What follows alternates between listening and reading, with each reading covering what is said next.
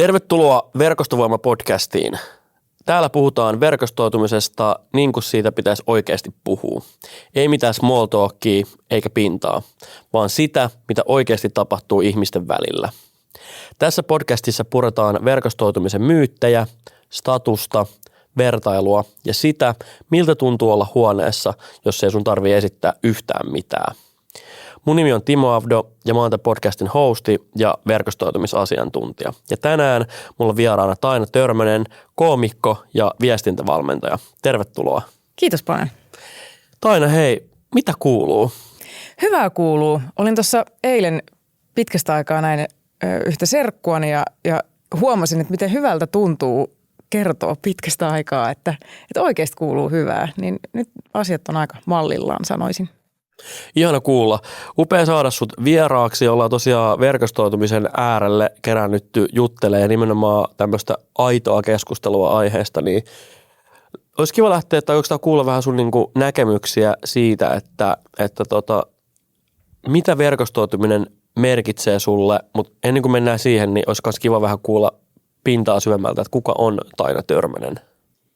Joo, no mä oon tämmönen vähän niin kuin aikuinen lapsi. Mun koomikkoesittelyssäkin lukee että semmoinen alati huvipuistoihin haluava jäätelöä syövä ihminen, että mä oon aika semmoinen, miten mä sanoisin, vähän villi ja vapaa, mutta sitten kuitenkin mussa on semmoinen terävä puoli, että on asiantuntija töissä ja sitten on yrittäjänä ja näin, mutta myös semmoinen tosi leikkisä ja kujeileva tyyppi. Ihana. Mitä verkostoituminen merkitsee sulle? No ei ole pitkä aika, kun laitoin erääseen sovellukseen tämmöisen julkaisun, että mä en olisi tällä hetkellä mitään ilman verkostoja. Että kyllä sanoisin, että toi aktiivinen verkostoituminen on iso syy siihen, miksi olen tässä nykyisessä tilanteessa, joka on minulle erittäin sopiva. Onko sulla joku niinku tematiikka tai onko sulla joku, niinku, miten sä verkostoidut? Mitä sä käytännössä teet? No ihan konkreettisia juttuja, niin just käyn tapahtumissa. Olen käynyt useammassa tässä viimeisen vuoden aikana ja sitten olen käynyt paljon verkostoitumislounailla, ihan niin kuin kasvotusten ja sitten on tämmöisiä kahvitteluja myös ollut ja sitten käytännössä pitänyt itseni avoimena sille niin kuin erilaisille mahdollisuuksille ja uusille ihmisille, niin sitä se on mulle ollut. Itse kun paljon keskustelee ihmisten kanssa ja yritysten asiantuntijoiden kanssa, niin todella monelle tuntuu olevan vaikeaa, sä mainitsit ton niin kuin olla avoin uusille ihmisille, niin miten sä käytännössä pystyt pitää itsesi avoimena muille ihmisille? No siis mä oon tietysti ihmistyyppinä jo itsessään tosi avoin, että se on mulle helppoa ja sen huomaa mun somekirjoittelusta myös, että mulla ei ole ihan hirveästi salaisuuksia.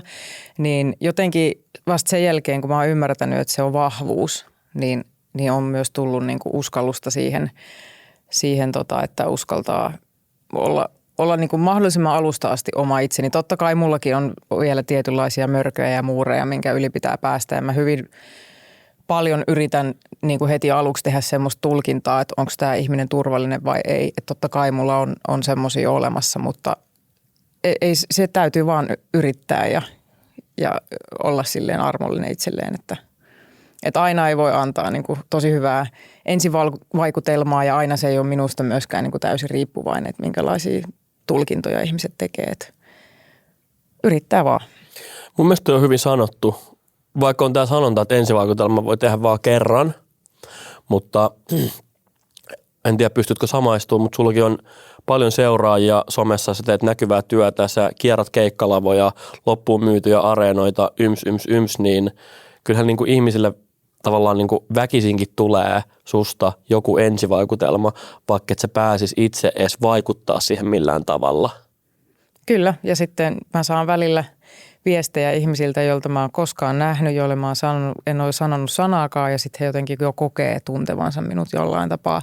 Se tuntuu välillä tosi oudolta ja vähän raskaaltakin, että tuntuu, että mä en niin kuin saa semmoista henkilökohtaista mahdollisuuttakaan aina, mutta sit sen kanssa täytyy vaan oppia elämään. Mitä mä oon saanut paljon niinku palautetta tai niinku ihmisten mielipiteitä, että suurin osa verkostoitumisesta on feikkiä. Niin mitä mieltä sä oot? Onko asia näin? Niin, mä itse asiassa mietin, että mitä toi niinku käytännössä tarkoittaa. Jäin sitä vähän niinku pureskelemaan, koska totta kai, että mullakin on niin sanotussa verkostossa yli 8000 ihmistä, niin sehän on siis täysin mahdottomuus edes tutustua näihin ihmisiin. Mutta toisaalta sit sä teet itse sen päätöksen, että jääkö sä niinku seuraamaan tätä henkilöä vai et. Ja sitten siinä matkan varrella voi tulla jotain tosi yllättävää ja sitten jostakin ihmisestä, kenen kanssa sä et ole ollut kanssakäymisistä, niin voi olla yllättäväkin hyöty. Että mä jotenkin koen, että ainakin semmoiset ihmiset, joilla on niinku aito vilpitön pyrkimys niinku tutustua suhun ja nähdä mahdollisuuksia, niin en mä itse koe sitä feikkinä. Ja sitten täytyy muistaa se, että verkoston täytyy olla X-laajuinen, jotta ne todelliset hyödyt tulee, koska muuten joku ihminen ei välttämättä näe eikä löydä sua koskaan ilman sitä niinku perusmassaa, mikä siellä on, että totta kai on erilaisia ihmisiä ja erilaisia agendoja ja on just kuullut esimerkiksi sitä, että vähän niin kuin verkostoitumisen varjolla yritetään esimerkiksi tehdä iskuyrityksiä, niin se on tietysti ikävää, mutta en mä ehkä sanoisi, että niin kuin suurin osa siitä olisi feikki. Että kyllä kaikilla kuitenkin on sellainen halu olla ihmisten kanssa ja löytää uusia mahdollisuuksia. Niin kyllähän ne kommentoijat voi ehkä sitten, jos he kokee asian näin, niin ehkä itse mennä peiliin eteen miettimään, että niin kuin mikä on se heidän syvin tarkoitus. Mainitsit äsken, että on ollut, että naamioidaan verkostoitumisen taakse esimerkiksi iskuyrityksiin, niin haluatko tästä kertoa lisää? No mä oon siis nähnyt LinkedInissä niin kuin naisilta tämmöisiä julkaisuja, että on niin kuin esimerkiksi ollut jotain työtarjoukseen viittaavaa ja sitten yhtäkkiä se tapaaminen on mennyt niin kuin tosi oudoksi ja ikäväksi niin kuin tässä mielessä, että kyllä sitä niin kuin tapahtuu. Mun kaikki lounastapaamiset ja muut on ollut tosi asiallisia, mutta sitten mä oon kuullut esimerkiksi, että mun joltakin verkostossa olevalta ihmiseltä on kysytty, että onko Taina sinkku ja tämmöisiä niin kuin kysymyksiä. Niin kyllä se aina tietysti pistää miettimään, että mitä siellä taustalla aina on. Tuo on kyllä hurjaa ja siis totuus on varmasti niin, että varmasti naiset kohtaa enemmän. Mä oon niin kuin täällä omalla uralla itse joutunut, en jaksa edes muistaa kuinka monta kertaa siihen tilanteeseen, että mä oon itse kyseenalaistanut, että onko mä tässä niin kuin, tavallaan niin kuin, jotenkin niin kuin liike-elämä viitekehyksessä olevalla lounalla tai dinnerillä vai onko mä treffeillä tietämättä. Ja ehkä semmoinen niin kuin räikein tapaus, mitä mulla on ollut, niin kun oot kuitenkin kiltti ja hyvän tahtoinen, niin otetaan niin kuin alkuruuat, koska halutaan kuitenkin tehdä vaikutus siihen ihmiseen ja otetaan pääruuat ja sitten se tarjoilija tulee ja kysyy, että mitäs jälkkäri. Otetaan jälkkäritkin ja niin kuin tavallaan juttu soljuu ja se kuitenkin se koko teema käsittelee niin kuin eka, että ketä me ollaan, mutta sitten myös mitä me tehdään ja näin poispäin. Mutta sitten siinä kohtaa, kun tarjoilija tulee ja kysyy, että maksataanko nämä samasta vai erikseen, niin vastapuoli vaan oli ihan hiljaa ja katsoi vaan mua, eikä niinku sanaakaan. Niin mulla on toi jotenkin jäänyt sillä niinku mieleen. Ja no totta kai mä maksoin sen dinnerin ja ajailen siitä kotiin. Ja kun mä pääsin kotiin, mä sain viestin, että mulla oli kyllä tosi kivaa sun kanssa, että haluaisitko nähdä uudestaan joku päivä, että voitaisiin vaikka tehdä mun luo ruokaa tai jotain. Ja mä olin jotenkin... Mitä vittua? Anteeksi. Mä siis niinku tiedätkö, että niinku se on niinku siis mä ajoin Jyväskylään ja takas, koska mulla oli siellä yksi toinen asiakaskeissi ja mä ajattelin, että mä yhdistän niinku tavallaan lounastapaamisen ja sitten vaikka tällaisen niinku se oli afterwork-aika. Nämä kaksi yhteen, sitten mä lähdin himaa. Ja mä olin vaan silleen, että mitä täällä tapahtuu. Että ei kiitosta, ei mitään, mutta sitten tuli tommonen niinku viesti vielä perään ja että kyllä varmaan niinku mä ajattelin, että siellä, missä on ihmisiä, niin tapahtuu. Siellä on sekoilua. Se on kyllä juuri näin. Mutta tuossa tuohon niinku feikkiin vielä, että kyllä niinku itsestäkin, varsinkin silloin ihan alussa, kun tämä koko verkostoituminen oli niinku täysin tuntematon konsepti. Totta kai oli niinku suhteita ja varsinkin nuorempana niinku vanhempien kautta, koska he oli tosi aktiivisia niinku sekä poliittisesti että kunnan tasolla ja muutenkin päätöksiä tekemässä ja näkyviä hahmoja. Mutta sitten kun itse aloitti sen verkostoitumisen, niin totta kai se nyt vähän niinku kyseenalaistit, että meillä ei ole mitään yhteistä, meillä on samalla alalla, niin kuin, miten tästä nyt voisi niin kuin olla hyötyä. Että mun piti itse päästä kyllä niin kuin sen kynnyksen yli just, että on avoimen mieli, että sitä ei koskaan tiedä. Ja varsinkin stand-up on semmoista, että moni on kysynyt, että mitä järkeä on haaliin niin kuin paljon ihmisiä verkostoon. Mutta mä oon sanonut, että jokainen, joka pystyy maksaa 5 € treeniklubista ja tulla katsoa mua, niin se on sen niin kuin kontaktiarvoinen. Joo, ja välillä kun puhutaan hyödyistä, niin joillekin se kuulostaa niin kuin sillä että vitsi, joku haluaa käyttää maa niin kuin jotenkin hyväkseen, vaikka eihän sitten ole kysymys siitä. Mä itse olen kokenut, että niin kuin se hyöty tavallaan tulee myös siitä, että sä opit tuntemaan ja tietämään ihmisiä sun ympärillä. Niin kyllähän jo pelkästään se hetki on niin kuin jonkun arvoinen. En mä sano, että aina pitäisi vaan mennä puhtaasti, niin kuin, että onko jostain ihmistä mulle hyötyä, jos ei, niin mä en ole kiinnostunut vaikka tutustuu, mutta sitten taas toisaalta on myös hyvä erotella, että mikä on vaikka vapaa-aikaa ja mikä on ja edistää niitä tavoitteita, mikä on taas niin kuin työaikaa tai niin jotenkin niin kuin sun uraan liittyvää ja edistää niin kuin sitä. Että verkostoitumista voi harrastaa niin kuin molemmissa puolissa, mutta mun mielestä toi pitäisi olla niin kuin aina selkeästi niin kuin kerrottu. Mutta sitten voihan se olla, että vastapuolella voi olla myös vaan vaikeuksia ymmärtää, että niin, ja sitten kun miettii hyötyaspektia, niin mun mielestä näin, en mä tiedä, tämä saattaa kuulostaa kylmältä, mutta mun mielestä aina ihmissuhteissa ylipäätään on joku hyötyaspekti. Että jos sulla ei klikkaa sen tyypin kanssa, niin et sä oo sen kanssa. Saat siltä iloa ja mitä vaan, tai sit just mahdollisuuksia tai seuraa johonkin. Että se on niin kuin aina, että mun mielestä jotenkin hyötyminen terminä nähdään mun mielestä aivan liian negatiivisesti, kun loppupeleissä niin kuin koko elämä pyörii sen ympärillä. Että joko sä oot jollekin hyödyksi tai sitten joku hyötyy susta jollain tavalla. Joo, tuo on huvittava kaksiteräinen miakka, kun arvo ja hyöty on välillä ehkä jopa sama asia. Että mikä sun arvo on. Se vaan kuulostaa paremmalta kuin, että niin, mikä sun hyöty on. Ja ei se mun mielestä tarkoita sitä, että se on jotenkin kylmää. Että eihän kaikki välttämättä niinku halua niinku ponnistaa ystävyyden kautta. Monille riittää se, että jos tässä on jotain järkeä ammatillisesti, niin let's do it. Ihmiset on niinku erilaisia. Oletko koskaan ollut kateellinen jollekin sun verkostossa olevalle henkilölle? No mä oon silleen hassu hahmo, että mua on ollut tosi vaikea ikinä olla fani, siis niinku kellekään. Että mua on tosi vaikea niinku tuntea semmoista faniutta tai ihailua jotakin kohtaa. Että mä ihailen ehkä niinku ominaisuuksia ja kadehtiminen aika pitkälti, niin itsellä on ainakin elämän aikana perustunut siis puhtaasti geeneihin, eli asioihin, mihin mä en voi vaikuttaa millään tavalla, mikä siis kertoo minusta aika paljon, että kuinka mä suhtaudun itseeni, että mä kadehdin toisten syntymäominaisuuksia. Mutta mun mielestä sä oot ihana. Kiitos, kuin myös. Mutta kyllä mä oon Sanna Laitisen tavannut, on entisessä työpaikassa, oltiin siis samassa työpaikassa, niin ootas mä yritän miettiä. Siitä on kauhean paljon aikaa. No kuitenkin, niin hänellä on kyllä ihana tukka. Shout out Sanna Laitinen. Sulla on ihana tukka. Tässä me tarvitaan joku lyhyt video. Sanna Laitinen, sinulla on ihana tukka.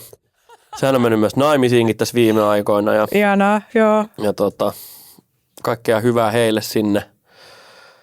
Mä oon itsekin välillä vähän pohtinut niin kuin kateuden määritelmää tavallaan ja mun mielestä se aika hyvin silleen sanoit. Mä oon itsehän samanlainen, että musta ei saa fanipoikaa.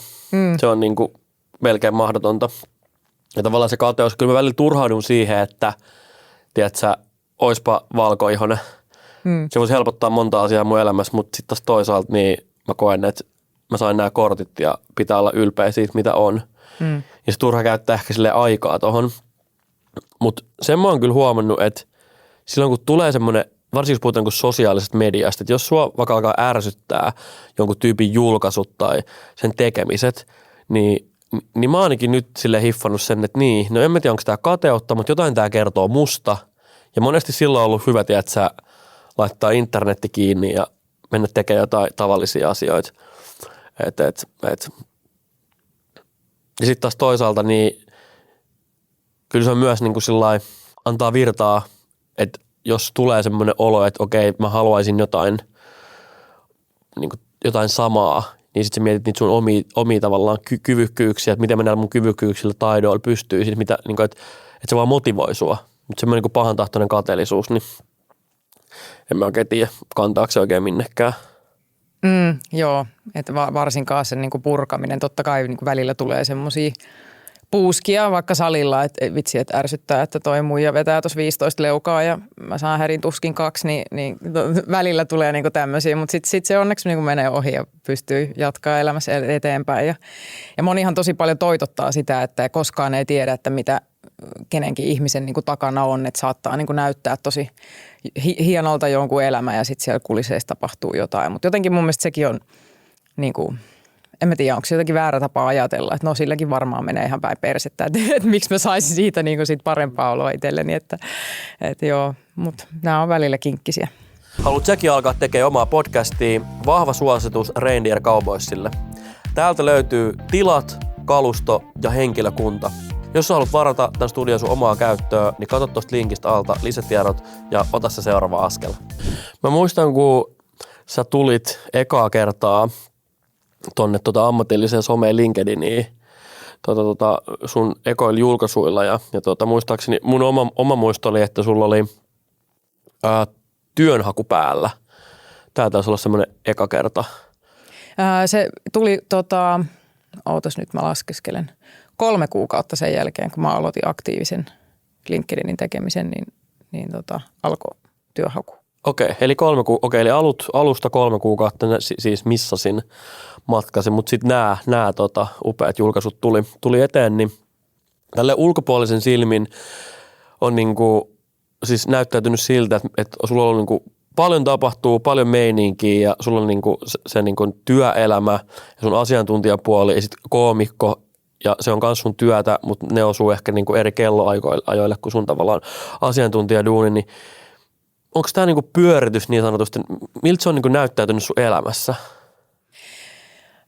No siis mä aina monesti sanon, että mullahan ei ole mitään muuta kuin aikaa. Johtuen siitä, että mä en ole lisääntynyt ihan omasta tahdostani ja oli pitkä aika myös sellaista hetkeä, että ei ollut myöskään lemmikkejä eikä käytännössä mitään sitoumuksia. Sitten mä olin tuossa 2 vuotta sinkkunakin ja sitten mä vaan niin kuin annoin palaa ja halusin, että nyt mä niin kuin käännän tämän suunnan, koska mä olin märehtynyt mun elämää ihan terapiassa asti jo aika paljon, että nyt niin kuin riittää. Ja sitten se ei vaatinut kuin sen, että mä sain 2022 jalan oven väliin ns.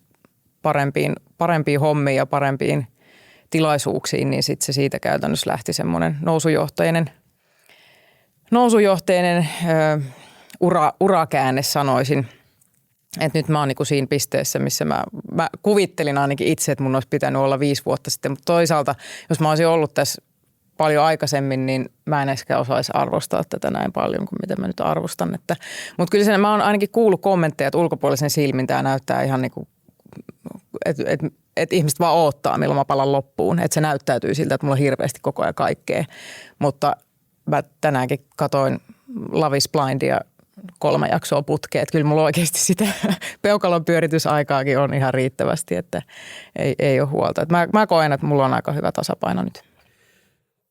Tämä on epäsuosittu mielipide, mutta tyypillisesti laiskat ihmiset kommentoi tolleen on mun oma näkemys.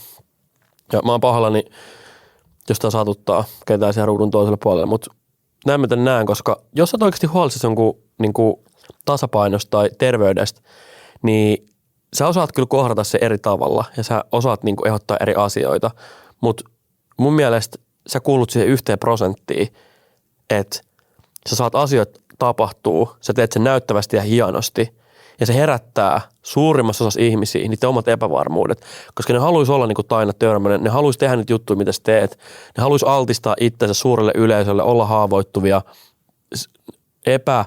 omista niin kuin, tavallaan epätäydellisyyksistä huolimatta. Ne on hyvin ihaltavia piirteitä ja toi on jotenkin vaan, en mä tiedä, erikoista, että jengi vaan odottaa, milloin joku pala loppuu. Totuus on se, että jos sä pidät itsestäsi huolta, niin ei se tule tapahtuu. Ja ihana kuulla, että asia on näin. Siis tähän täytyy jatkaa vielä perään, että Taina Törmänenhän esiintyy Verkostovoiman yhteyksien aikakausi tapahtumassa toukokuussa 21.5.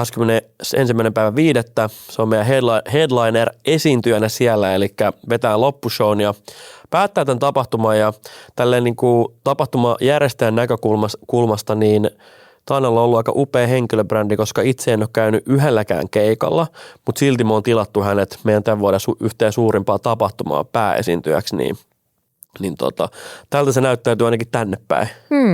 Se lämmittää mieltä tosi paljon, että on onnistunut tässä. Että toihan LinkedIn-maailma on komiikkapuolella hyvin tuntematon ja se on jotenkin jännä kontrasti, että miten mut huomataan siellä, mutta sitten komiikkaskeneessä vähän vähemmän.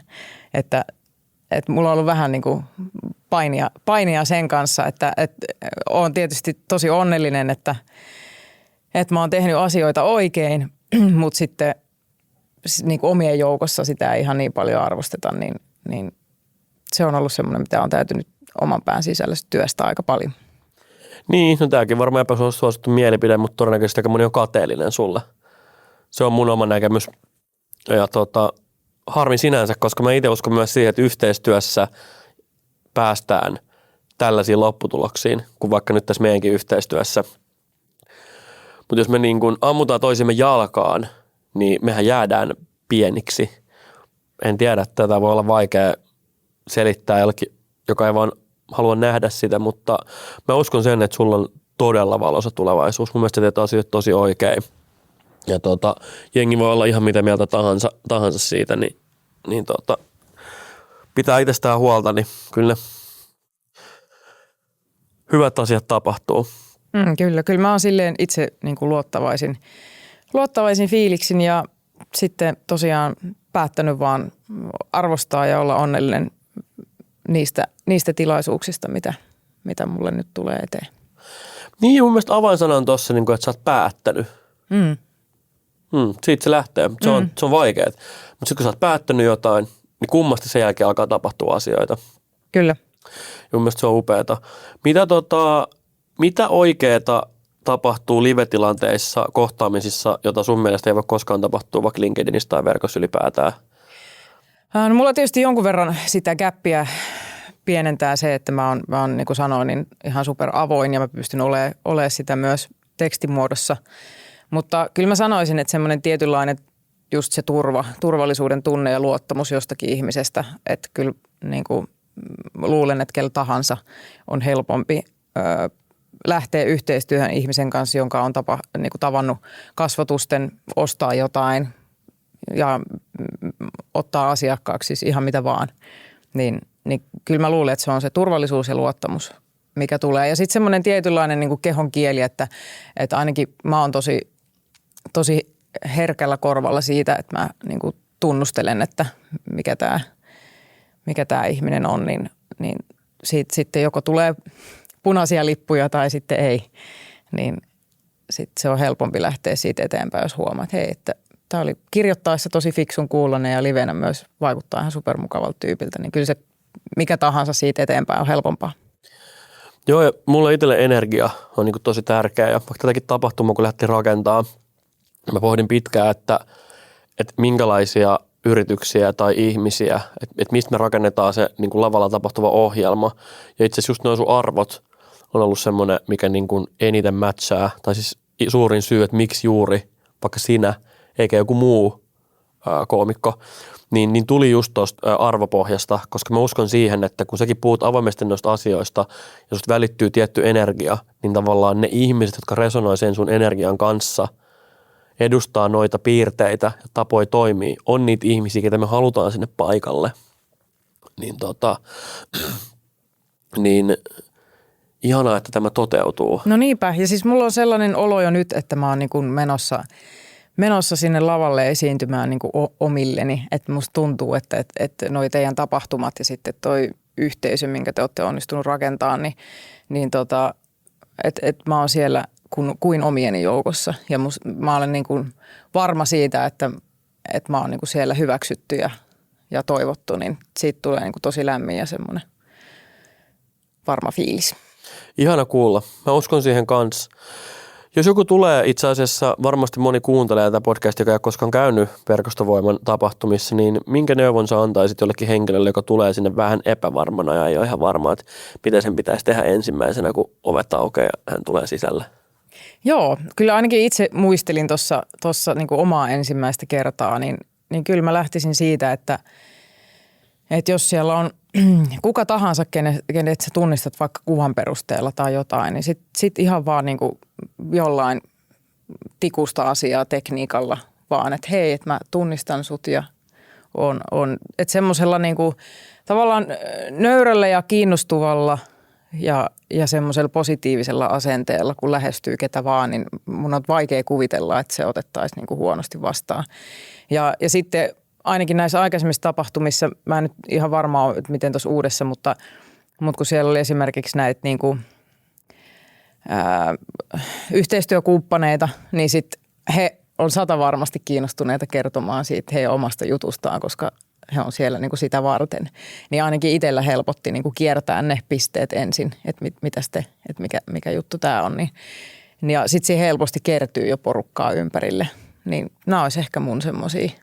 Mutta kyllä mä itse muistan, että mä menin ihan ensimmäisenä panikoimaan vessaan ja sitten sinne tulee joku, joka olettaa, että mä tunnen hänet ja sitten mä oon ihan shokissa, että vitsi tää on noloa, että mulla on aavistustakaan, kuka toi ihminen on ja oli se semmoista niinku, että mä ymmärrän, että se voi olla jännittävä tilanne, mutta kyllä se siitä sitten pikkuhiljaa. Se on varmasti jännittävää, kelle tahansa menee sitten ensimmäistä kertaa tai kymmenettä kertaa. Meidän tämä nyt tuleva tapahtuma niin on Espoon Kivenlahdella, Hybridiareena Hypellä.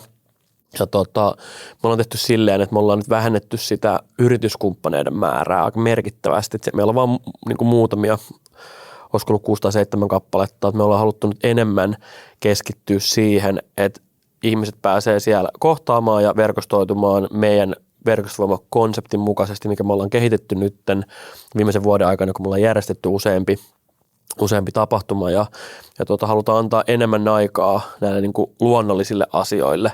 Että se, totta kai kaupallisuus on tosi tärkeä, mutta mä uskon, että tämän konseptin tärkein anti tulee kuitenkin aina olemaan se, että ihmiset uskaltaa vähän laskea niitä muureja, niin sitten ne hyödytkin on kauaskantoisempia kuin pelkästään se lyhyt transaktio.